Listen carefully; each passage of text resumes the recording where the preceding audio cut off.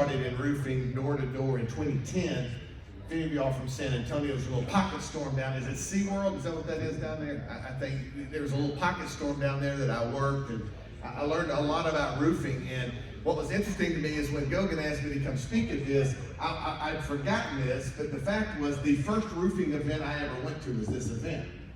Y'all had it was at a country club here in Dallas. I don't know, it was 3 or 4 years ago or something like that. I'd been in roofing for 3 years or 4 years at the time, but this was the first event that I saw. And what grabbed my attention was the Facebook ad. And all it said was, Hwy2Hail. Now the reason you need to understand why that interested me is to understand that you have to understand my background. I'm a son of a Pentecostal preacher. Now, for the record, we did not handle snakes. If snakes broke out, I was leaving. But I was raised around a hyper-aggressive kind of approach to the gospel in the assemblies of God. And so my dad was raised like that. Raised me like that. Not only that was working to my good, I think, but I left home and went to Bible college and got my degree in biblical studies. And so that wasn't enough. I had to then take a career move. And I decided to go on the road and preach all across the country. Now, all across the country was about 7 or 8 different places, but at the time I felt like that was world-changing for me, right? And so quickly they found out that I wasn't good enough, and like some of you who had other careers, I ended up in roofing. And so the reason I tell you that is when I saw the ad for Hwy2Hail, I thought to myself, again, having been in roofing for 3 years or so, and running across roofers, and I know none of y'all are here today, but running across roofers that kind of ran their business differently than I did. I mean, they were giving away deductibles. They were giving free upgrades. They were doing a lot of things that I just didn't feel like I was comfortable doing. I didn't want to give my profit away, much less I didn't want to break the law. And so I thought to myself, when I saw Hwy2Hail, I thought, this is honest to God what I thought. I thought, finally, there's going to be a conference where we can get a bunch of roofers together, and somebody's going to get up and talk about the highways we're all traveling on that are going to lead us to the hell we deserve. Hwy2Hail. Now, quickly, I realized after rereading it, as much as I wanted that time to be, Gogan's event to be about that, it was not H-E-L-L, it was H-A-I-L. But even with that not kind of being disappointing to me, it was this event that really propelled me into going to other conferences because of the value I got from it. There's just a lot of value to these type, and I will forever be grateful for the opportunity I had to attend and the impact that Compton Cam and Gogan in particular have had on my roofing career, and so it's a blessing to be here today for that. Now you can see that I put an image up here, and let me tell you why. I really believe that this iceberg explains most everybody's life in this room. Now, I don't want any of you to quarrel with me afterwards. I'm going to use statistics here, and if you disagree with them, I understand, but I think you'll get the point. What we see of this iceberg represents about 10% above the surface and about 90% below. And that really described my life. Because most of the people we encounter see a very small piece of really who we are. Very few people really understand us past the surface.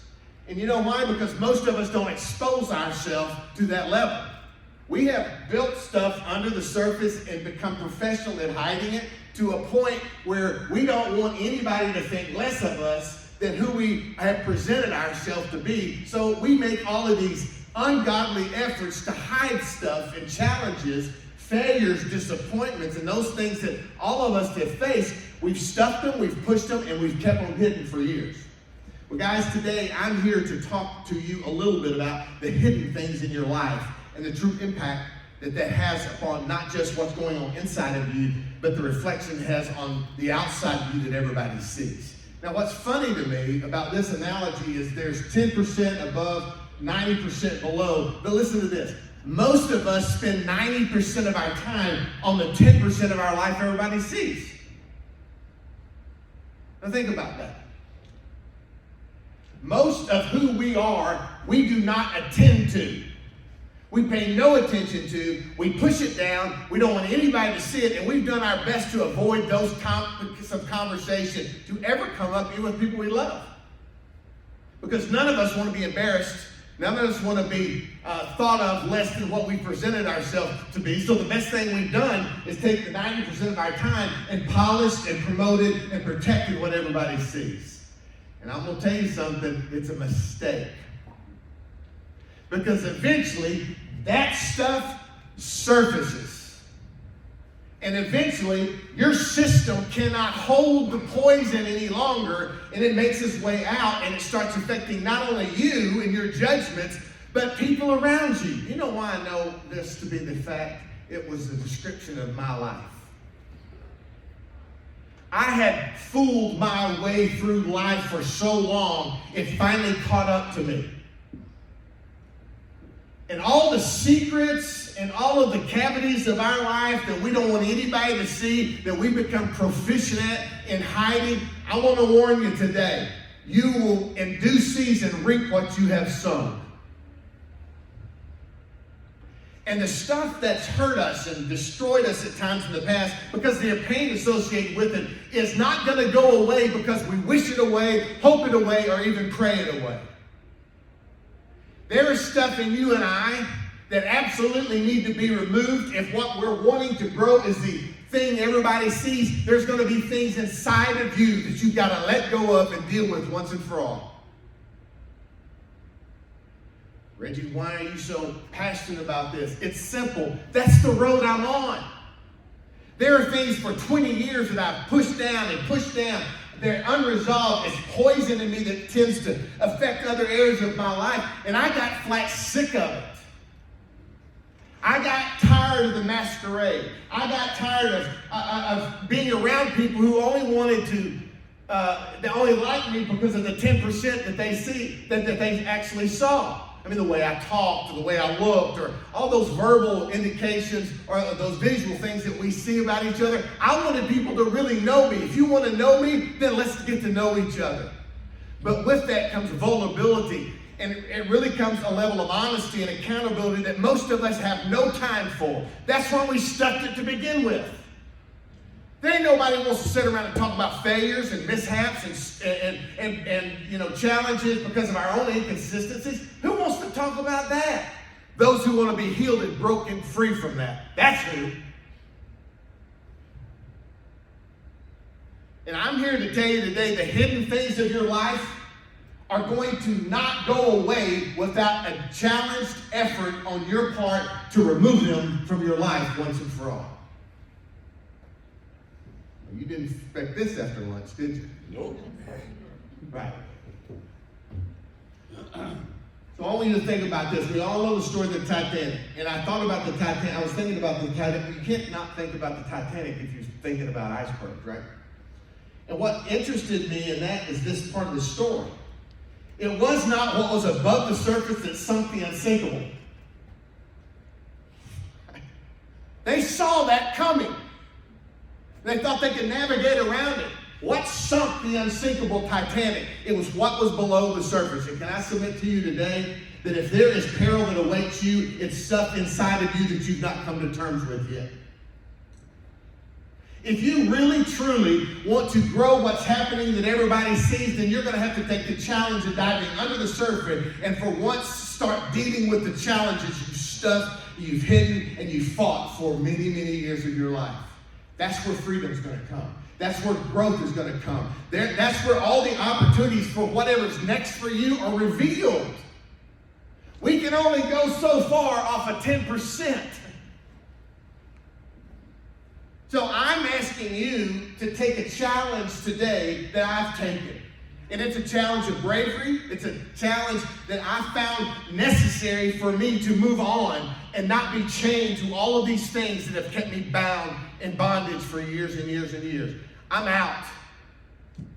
I do not want to find myself restless every night because when everybody else is gone, that voice keeps haunting me over and over and over and over, bringing back pains and difficulties and challenges and failures that I've experienced over and over and over. I'm sick and tired of hearing that noise in my head every time I lay down with a quiet moment. Tired of it. And some of you are too.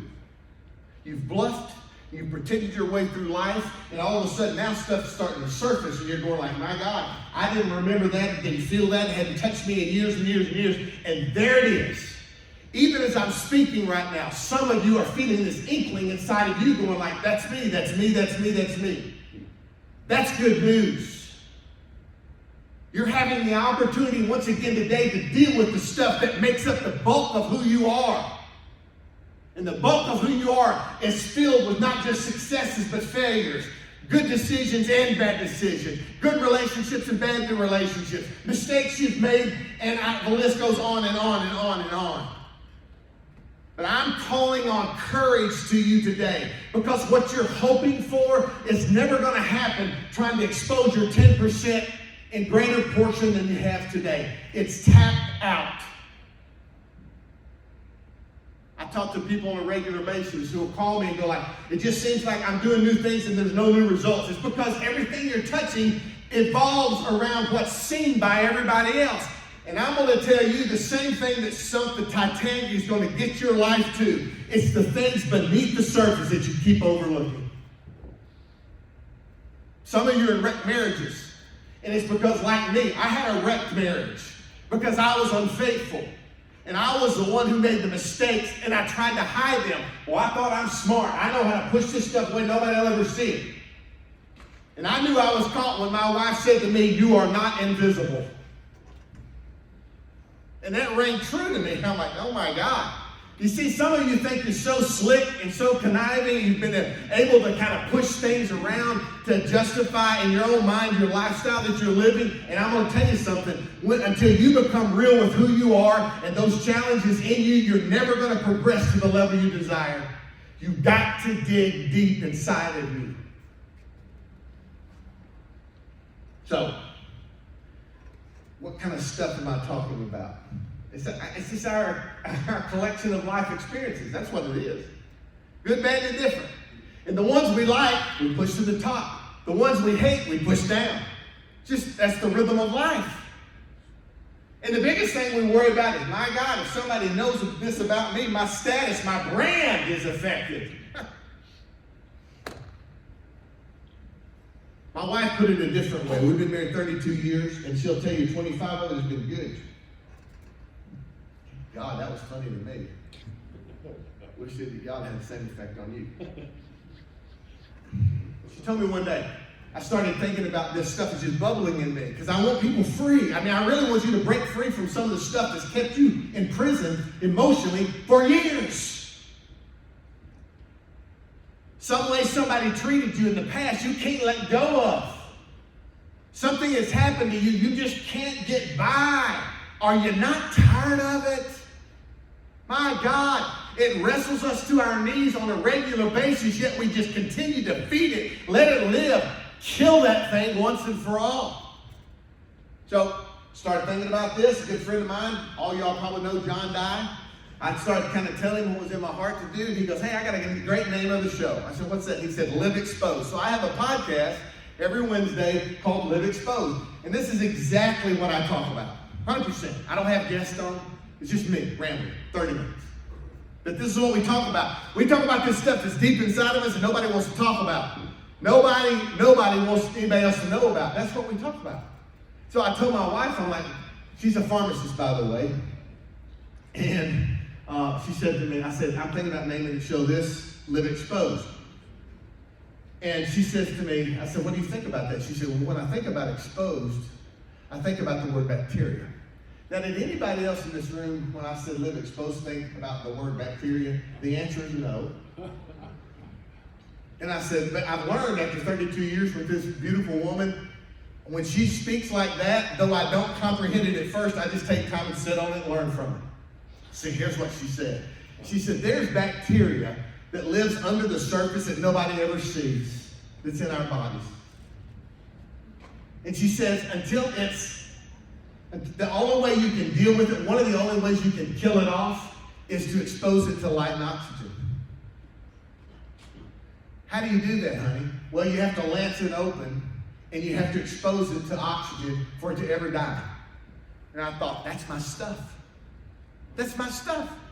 I've got bacteria in me. Some of you got bacteria in you that have been lived and lived and lived and lived and lived, and it's just staying in the dark. And guess what? It ain't going away till you expose it to light or oxygen. End of the story. You've got to expose it. So today, I want you to realize something. This bacteria that we all have, that we fight, and challenges that we experience every day, this stuff that we put in us, it's not all our responsibility. There are things that happen to me and to you that were caused by somebody else that we keep sitting on. We just can't let it go. I mean, it was hard for me at 15 years old to realize that my mother thought life was better without me. That was a hard pill to swallow. Look, if your mama don't want you around, what's the chance of anybody else really wanting you to stay? So I felt rejected from my own mother. And you stuff that stuff down and you go like, I've forgiven her. I didn't forgive her until years later. And my pastor said something to me not long ago. He said, let me tell you something. You know what a sign is of forgiveness? I'm like, no. He said, your feelings will eventually keep up with your confession. I thought, well, that's interesting. He said, you got to just let her go and let the feelings catch up with you. So that was helpful to me in terms of forgiveness. But I mean, all of this stuff, everybody has this contributions from others that have created problems for you. But can I tell you this? Much of what we are and the stuffing we've done is by our own hand and mission. We blame a lot of the mistakes we make because we were treated a certain way. Can I tell you this without you hating my guts? At some point, your victim card expires. That's good. At some point, you gotta quit blaming mama and daddy and the last place you worked and all these other people around you and take control of your own life, deal with your own insecurities, and come out from that. All of us have contributors. We're contributors to our own stuff, our own bacteria. And I'm going to just talk about one today of contributors to my life that really helped me build this enormous stuff in me that it's just been hard for me to navigate through. His name, and probably still is unless he's dead. This guy's name was Pig Davis. He was a legendary football coach in the state of Georgia at a high school in Columbus. This guy, I promise you, we moved from St. Louis. We were living in St. Louis at the time. My dad took a church in Columbus. We went down there. I played freshman football in St. Louis at the school I was at, and I decided I wanted to continue my career. I mean, I wasn't the greatest athlete in the world, but I had contributed. I got down there, and there is, at every position, the biggest studs I'd ever seen in my life, literally, in every sport. This was like, I couldn't believe what I was seeing. How athletic and talented these guys were. I met the coach, Coach Davis, with my dad. He said, hey, welcome. But I just want you to know, you're probably going to be on a practice squad for a couple of years because we've just got a lot of talent. I'm like, I'm good with that. Sometimes being a part of a championship matters more than just being the only champion. I got 2 days came around, went in there, got my gear. All but one really critical piece of equipment that was missing, and it was my helmet. Now, if you hadn't noticed yet, let me point it out to you. I have a rather large noggin. Just keeping it real today. To the tune of about 7 3/4. And it's hard to find a hat today, but it was real hard to find a helmet back then. By the way, if the Lord lays it on any of your hearts, 7 3/4, I need a black felt hat. Beaver would be the best. I'm down with it. In Texas, you should be able to find it easily, right? So the coach says, we're going to have to order you a helmet. I'm like, cool. But I need you out there on the practice field until it gets here. I said, doing what? He said, holding the dummies. Well, I need you to, just basically be on the scout squad. So I did for 2 weeks. I got mauled. No helmet. Mauled. My helmet finally came in. The equipment manager came up to me. I failed to tell you, our colors at Columbus High were orange and blue. Guess what color the helmets were? Orange. When the helmet came in, it didn't have a face mask on it, but I was so proud to have it. I just wanted to put it on. I put it on this big old head of mine. I stood in front of the mirror and I was just glaring. My time has arrived. Now I'm going to be able to live my dreams out. I'm going to show them how much I can contribute. And about when I got to that spot, there was a little tap on my shoulder. It was Coach Bearfield, my position coach. He said, Coach Davis needs to see you. I've had this helmet on for 30 seconds. That's it. I walk into Coach Davis' office, helmet's still on my head. Face mask wasn't there, so it didn't bother anybody. I walk in there and he said, sit down. And to the point, he said this very directly. You are not football material. I want to suggest you turn your uniform in and go find something else to do with your life. He said, I don't want to hurt your feelings, but I'm just going to be honest with you. You don't have what it takes. You're not cut out to be a football player. I'm like, okay. Can I keep the helmet? No, you can't. I took all my equipment off, walked out to my dad, crushed, because what the man said to me crushed every athletic dream I'd ever had in my life. I just wanted to play and contribute. Walked out, got in the car, and I told my dad this. I said, Dad, I'll never play anything like this ever again because I'm not going to make myself vulnerable to get hurt. I'm not doing it. I'm done. Have any of you ever been in situations like that where you're like, all right, learn once, but I ain't getting it again? That's what I said to him. As fate would have it, we moved back to St. Louis. The school I went to in my freshman year was Oakville High School in St. Louis, Missouri. And when I enrolled, I told my dad, I said, I ain't playing football. I told you this, I'm done. But out of the corner of my eyes, we were standing in the hallway. I'll never forget that for the rest of my life. There was another coach in my life named Bob Robidoux. And Coach Bob Robidoux was at the end of the hallway, heard I had enrolled back in school, and when he saw me, he literally started running to me. He got to me and threw his arms around me, pulled me close, and I'll never forget what he said to me in my ear. He said this, you are the missing piece of our puzzle for our drive to our championship. When he said that, all the breath that was knocked out to me was put back in me, just like that. Where I'd stopped dreaming, I started dreaming again. I was willing, because somebody believed in me. Do you realize what impact our words have on people? Then why are we so loose with them? Well, he was right. We went on and won the state championship, 10-0.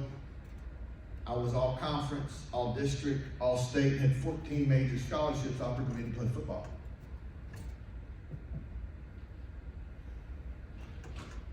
That ain't the end of the story. I got invited back to Columbus, Georgia one day to preach. I walked in the church kind of like this. He introduced me and I walked up and I looked across the crowd and I'm like, oh my God, look who it is. Now, I'm going to disappoint you, but it wasn't Coach Davis, Pitt Davis. It was my position coach. And I saw him and I said, Coach Bearfield? He said, yes. I said, stand to your feet. Now, some of you are thinking this was my time to get back at this man. But all that was swelling inside of me at that moment was thanksgiving and gratefulness. And I told him, I'm like, what you may have meant for bad, it was the best thing that ever happened to me. And I want to tell you, and he starts crying. And I start crying. And it was one of those moments where I knew that God's hand was in my life regardless of what people said about me or to me. Listen to me. And I'm here to tell you today, I told Coach Bearfield after it, I said, here's what you need to realize, that your doubt in me became fuel to me. Your doubt in me became fuel to me, and it propelled me on to greater things in our life. How many Pitt Davises have you had in your life? How many people have rejected you? How many people? That's where the stuff comes from. That's where what this is made of. It's that underbelly in all of us that is a collection of things said to us that affect, listen, our behavior. You see, that stuff is what triggers your behavior. And so what we're told is, hey, let's correct our behavior up there. And the fact of the matter is, that don't change unless that changes. The top don't change till the bottom does. And so what I'm going to leave you with today are 3 steps I think that are valuable to you breaking free from that. And I'm going to tell you something, if you don't break free from that, that's going to keep owning you and you're going to keep struggling, you're going to keep feeling unfulfilled in your life and never reach the next plateau. That's got to be dealt with. 3 things I want to share with you. See, I'm on time. I'm good. Step number 1 is for you to break free from this. You have got to have a thirst and a hunger for knowledge. What kind of knowledge am I talking about? I'm talking about the dadgum knowledge that can identify this by name. Let me give you an example. I have a short temper. I do. And I would always tell people this, that's just the way I am. You ever said something like that? Just accept it, that's who I am. No, it's who you become. And so I got sick and tired of snapping off at my wife and my son and people I said I cared for and loved and just stopped saying, hey, that's just the way I am. Do you know what my mother did to me? This is what I used to say. You know what she did to me? You know how she did it? You know the other people that's why I am the way I am. And people start getting tired of that excuse. And it didn't matter though until I got tired of it. What I was able to do is to trail back where that anger comes from and why I respond like that. That's knowledge. It awoke me to new senses about how I can start dealing with stuff. Until you can identify this, it's not going away. And so some of you are going to have to just go back like I did and try to figure out the trail that's got you to where it's at based upon what you're feeling inside of here. Because what you're feeling inside of here makes its way out up there. I'm talking about the kind of thirst for knowledge like an August afternoon in August in Texas on the golf course and the beverage girls done gone home. See, I thought I'd get more than that. I mean, I've been like that. I love Texas, but it's hot in the summer. And if the beverage girl's done and I'm on hole 13, we got a problem. I start looking at ponds and going like, I'm going to die or I'm going to stick my head in there and I'm going to pull some water out to sustain me. And I haven't done that before. That's the kind of thirst I'm talking about. It doesn't matter what it costs you, you're going to find yourself, you're going to quench yourself one way or the other. A thirst for that. The other thing is hunger. You know, in about 2 hours, y'all don't need to get in my way because I will force somebody to find food. It's just clockwork in me. That's the kind of, if you ever been hungry to where you're like, seriously, find me some food. I don't care if it was on the floor. I need to eat. It's that level of carnal drive that we have to gain this knowledge, because until you can identify it, you cannot deal with it. You may have good intentions. Some of you are going to hear this today and walk away and go like, that was pretty good. I learned something, but you're not going to do anything with it. And as a result, this ain't going to change. And your frustration up there is going to remain the same. Is that what you want? The second step I think you need to take is to pay attention to what you're understanding. Pay attention to what you begin to know. Understand it. It's one thing to know something, but unless you really understand it, is it really helpful? We get puffed up with knowledge, thinking we're the smartest guys on the corner, and then all of a sudden we can't do anything with the knowledge we have. What value is it? If you know what this is, but you don't understand what needs to happen next, there's no value, or limited at best. But what I said to you was pay attention to understanding what you know. The word pay, another word for pay is wage. Can I tell you this? If you're really going to break through from this stuff, you're going to have to pay a price for it. It's not going to come easily. Some of it will. Some of your knowledge will be released to you, and then all of a sudden it'll be easy, and understanding is easy. But there's some complexity in your life and mine that's going to take some time and some diligence. And the wage paid for understanding is hard work and diligence. Period. So if you're not willing to take the knowledge, understand it and the word diligence means this. People are like, well, how long do I have to stay diligent? You stay diligent until you figure it out. Ain't nobody wants that. Everybody wants to wake up after taking a magic pill at night and think everything's going to be better in the dadgum morning. Some of you have stuff in you like I did that has a deep, deep root in you. It's taking time for it to develop, and it ain't going away easy. But what most people do is they don't want to put the effort in to get rid of that root and replant to go forward for different and better things in their life. No work, no relief. And can I tell you this, what I'm talking to you about today does not require surgery, it requires rehab. It's that ongoing pressure you put on finding out and understanding that'll give you the breakthrough that you're looking for. And you know what I am convinced of? As I flew over here, I felt in my heart of heart that there were some of you here today who this is what you're battling with, and you didn't even know it. You're like, I just can't get up here and do anything different that's making any difference in my life. And then all of a sudden you hear my big mouth go like, it ain't there, it's there that you got to worry with.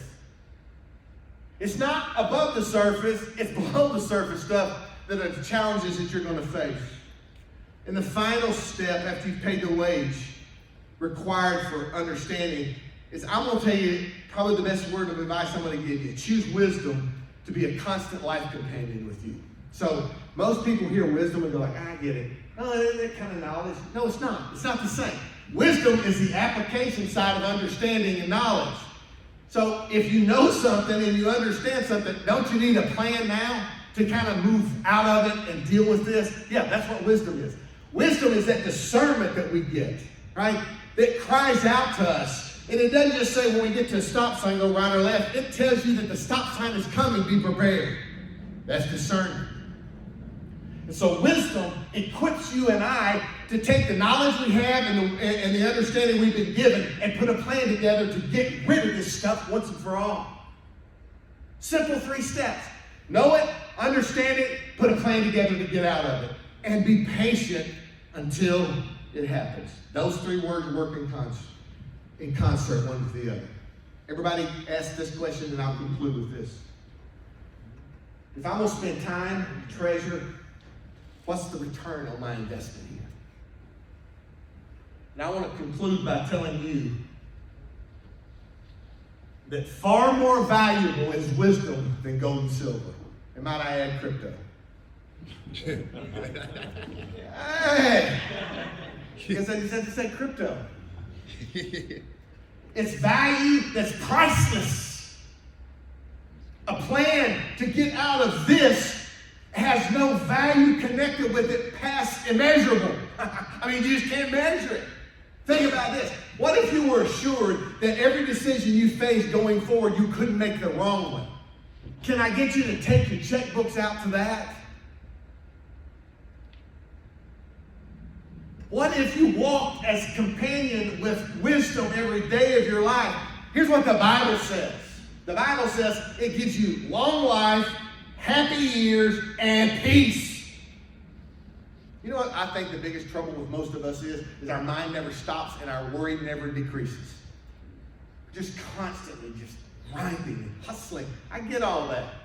You know what I like more than anything else? I go to my house in Ocala, Florida, and I sit down and it's peaceful because we've purposed that in our home. Wisdom will give you that. It'll give you that. 3 things. The first thing is this. If wisdom is a constant companion with you, listen, from your mouth will flow knowledge and understanding that is priceless and in great demand. You want to have real influence that's not casual and not, drummed up just because you look great on the top 10% of your life. Get wisdom. When you start speaking and talking and seeing things differently, you'll see people start drawn to you because you've got the keys to life that provides answers to them that they've been looking for years. Priceless. Open my mouth and flows out the Spirit word, right? That goes, this is where you are, I know it, here's the remedy to get out, and people will run to you like you can't even believe. That's real influence. That wisdom you providing to other people around you. The second thing that you can expect a return on is wisdom, and I love this, is a shield of protection that guards your path. I know some of you in this room, and I know roofers real well. They'll find a ditch quick. It ain't nothing for us to wind up in the ditch and then find ourselves getting out of it and getting right back in almost the same one we got out of. We make enemies. We've made enemies of ourselves one to another. And I'm telling you this, if wisdom accompanies you, you will have a shield of protection around you that guards your path. Making right decisions, making right relationships. That's a return of investment in my life I want. I want to take the straight path, not one that veers here to the right and left, north one day and south to the next. It's all-consuming. It robs us and drains us of our energy. You know what wisdom does? It gives us foresight. The ability to look ahead and to see stuff before it gets to us and be prepared for it, whatever it is. Good, bad, and indifferent. And the final thing is this. Wisdom will guide you morally. And I'm going to take just a second as I conclude, and I want to talk about this for a second. You need to be careful. Because this world is grabbing us and trying to ruin us morally. Everything that we see on every corner of life we run has a temptation somewhere attached to it. And guys, I'm not just talking about sexual morality. I want you to think about your life and analyze it. You know, what are you chasing? What do you have appetite for? Because what you have a hunger for, you're going to run down. And so sometimes the way we get rid of this is to change the diet that we're taking in. And I'm here to tell you today that wisdom will give you insight and discernment to what to avoid that will save you morally. Look, we're taught to chase hard anything that makes us look better and provides more for us. I'm not even opposed to that. But if it's your God, so to speak, and it's what you're chasing, I'm telling you, you're headed into a wall that is not going to be moved when you hit it.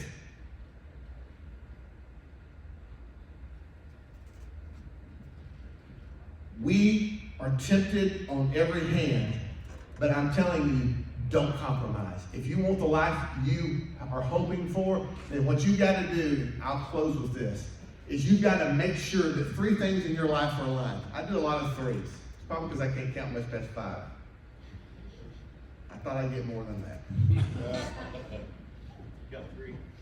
I got 3, yeah. We got 3 people. So here's the things that I want aligned in my life every day. Number 1, I want my beliefs or my value system.